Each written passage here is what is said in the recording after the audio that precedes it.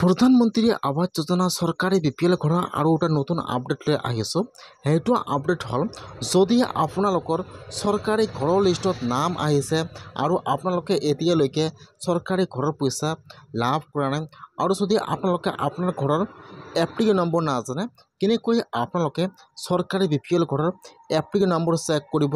অথবা যদি আপোনালোকে এতিয়ালৈকে চৰকাৰী ঘৰৰ লিষ্টটো চেক কৰিছে আৰু আপোনালোকৰ ঘৰৰ লিষ্টত নাম অহা নাই এতিয়া আপোনালোকে চৰকাৰী ঘৰৰ কাৰণে কেনেকৈ এপ্লিকেশ্যন কৰিব লাগিব মই এইটো ভিডিঅ'ত A to Z সম্পূৰ্ণ প্ৰচেছ ষ্টেপ বাই ষ্টেপ দেখুৱাই দি আছোঁ। আপোনালোকে ফাৰ্ষ্ট জানি লওক যদি আপোনালোকৰ চৰকাৰী ঘৰৰ লিষ্টত নাম আহিছে আপোনালোকে এতিয়া নাজানে যে আপোনালোকৰ একাউণ্টত ঘৰৰ পইচা সোমাইছে নে সোমোৱা নাই বা আপোনালোকে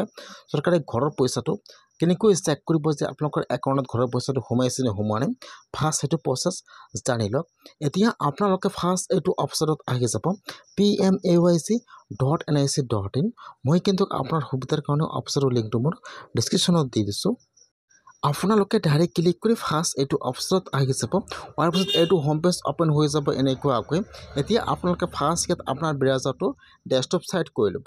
এতিয়া আপোনালোকে ইয়াত চাব ইয়াত যিহেতু বহুতো অপশ্যনৰ লিংক দিয়া আছে ফাৰ্ষ্ট চাব দিয়া আছে এবাউট 2 নম্বৰত চাব দিয়া আছে আৱাসব 3 নম্বৰ চাব দিয়া আছে ডকুমেণ্ট 4 নম্বৰত চাব দিয়া আছে ষ্টেক হোল্ডাৰ্ছ। এতিয়া আপোনালোকে সেইটো অপশ্যনৰ ওপৰত এবাৰ ক্লিক কৰিব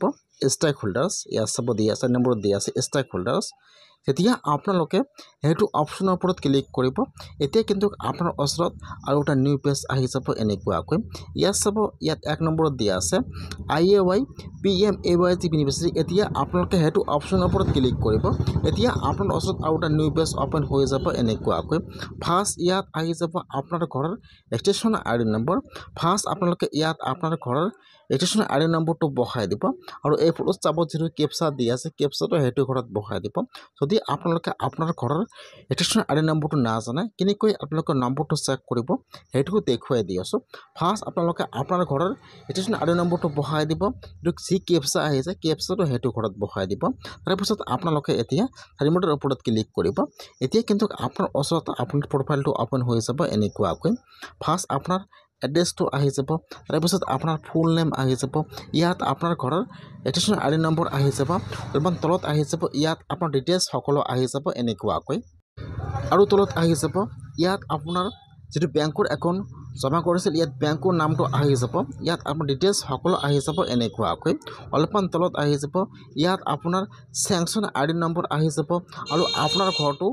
কিমান তাৰিখে চেংচন হৈছে ইয়াত চেংচন অৰ্ডাৰ নম্বৰটো আহি যাব তলত আহি যাব এইটো হৈছে কিন্তু আপোনাৰ ঘৰৰ এপ্লিকেশ্যন নম্বৰ ইয়াত চাব ফাৰ্ষ্ট দিয়া আছে এমাউণ্ট তাৰপিছত দিয়া আছে এপ্লিকেশ্যন নম্বৰ তাৰপিছত আপোনালোকৰ একাউণ্টৰ লাষ্টৰ 4টা নম্বৰ ইয়াত দিয়া আছে ইয়াত চাব দিয়া আছে ডেবিটি আদাৰ বেচিছ।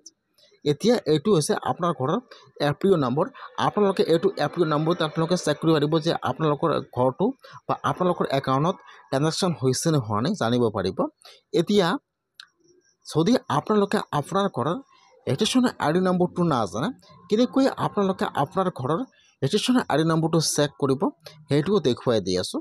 ইয়াত চাব ইয়াত দেখুৱাই দিব এনেকৈ আপোনালোকে এনেকুৱাকৈ চেক কৰিব যে আপোনাৰ একাউণ্টত কিমান তাৰিখে পইচা সোমাইছে ইয়াত ডেট আহি যাব ইয়াত এপ্লিকেশ্যন নম্বৰ আহি যাব ইয়াত আপোনাৰ একাউণ্ট নম্বৰটো শ্ব' কৰিব এনেকুৱাকৈ আপোনালোকে এনেকুৱাকৈ আপোনাৰ একাউণ্টত পইচা সোমাইছে নে সোমোৱা নাই চেক কৰিব। এতিয়া আপোনালোকে চৰকাৰী ঘৰৰ নতুন লিষ্টটো বা লিষ্টটো কেনেকৈ চেক কৰিব যে আপোনালোকৰ লিষ্টত নামটো আহিছে নে অহা নাই অথবা আপোনাৰ ৰেজিষ্ট্ৰেশ্যন ID নম্বৰ কোনটো হয়। এতিয়া আপোনালোকে আৰু ওপৰ হোম পেজত আহি যাব। এতিয়া আপোনালোকে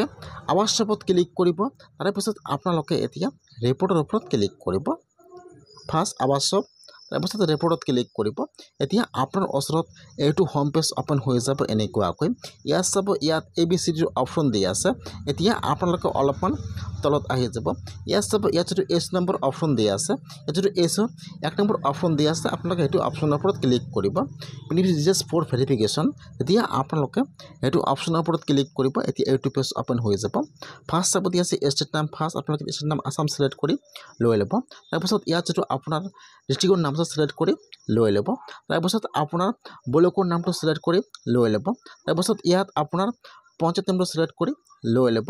তাৰপিছত ছিলেক্টত ক্লিক কৰিব ইয়াত আহি যাব চন। এতিয়া আপোনালোকে ইয়াৰ পৰা 24 আৰু 25 ছিলেক্ট কৰি লৈ ল'ব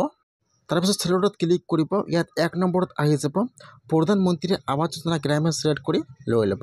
ইয়াত আপোনাৰ ফুল এড্ৰেছটো সিলেক্ট কৰি লৈ ল'ব তাৰপিছত ইয়াত আহি যাব কেপচা এতিয়া আপোনাৰ তাত যেটো কেপচা আহিছে মাইনাস প্লাস কৰি যি কেপচা হয় এতিয়া আপোনালোকে ইয়াত কেপচাটো বহাই দিব কেপচাটো বহাই দি আপোনালোকে এতিয়া চাৰিমুঠৰ ওপৰত ক্লিক কৰিব সেতিয়া আপোনালোকে ৰিমোটৰ ওপৰত ক্লিক কৰিব এতিয়া কিন্তু আপোনাৰ ওচৰত আপোনাৰ পঞ্চায়তৰ লিষ্টটো ইয়াত ওপেন হৈ যাব এনেকুৱাকৈ ফাৰ্ষ্ট আহি যাব আপোনাৰ নাম তাৰপিছত আপোনাৰ গাৰ্জিয়ান নাম আহি যাব তাৰপিছত আহি যাব আপোনাৰ ঘৰৰ